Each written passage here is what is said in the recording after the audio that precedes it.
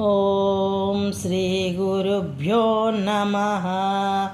ఓం శ్రీకృష్ణ పరబ్రహ్మణే నమః. అద శ్రీమద్భగవద్గీతా చతుర్థోధ్యాయః జ్ఞానయోగః.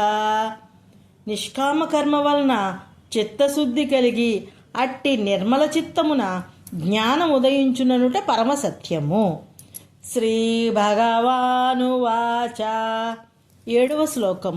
యదా యదా హి ధర్మస్య గ్లానిర్భవతి భారత అభ్యుత్థానం అధర్మస్య తదాత్మానం సృజామ్యహం. పరిత్రాణాయ సాధూనాం వినాశాయ చ దుష్కృతాం ధర్మ సంస్థాపనార్థాయ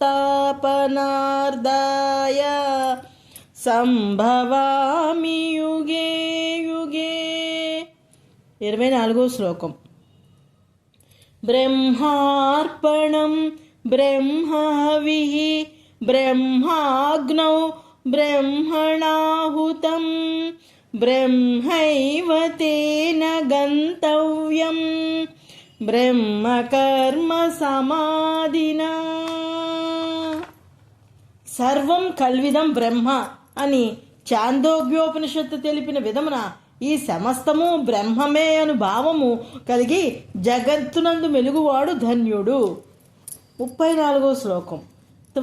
తద్విద్ధి ప్రణిపాతేన పరిప్రశ్నేన సేవయా ఉపదేక్ష్యంతి తే జ్ఞానం జ్ఞానినః తత్వదర్శినః.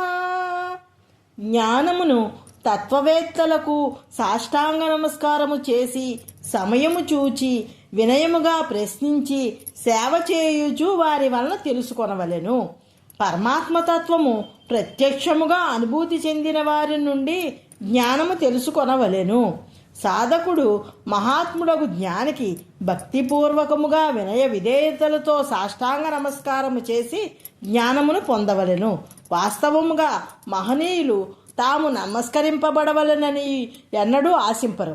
కానీ సాధకునిలో వినయ విధేయతలు ఏవో ఎట్టి క్రియలచే పరీక్షించి ఆ తరువాత ఉపదేశింతురు.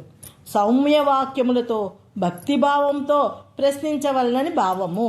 శిష్యుడు తాను చేయవలసిన పద్ధతిలో చేసినచో గురువు తాను చెప్పవలసిన పద్ధతిలో చెప్పును. ఆధ్యాత్మక్షేత్రమున పురోగమించుటకు గురువు యొక్క సహాయము తప్పక అవసరమని ఈ శ్లోకం ద్వారా వెల్లడి అగుచున్నది. ఓం తత్సతు.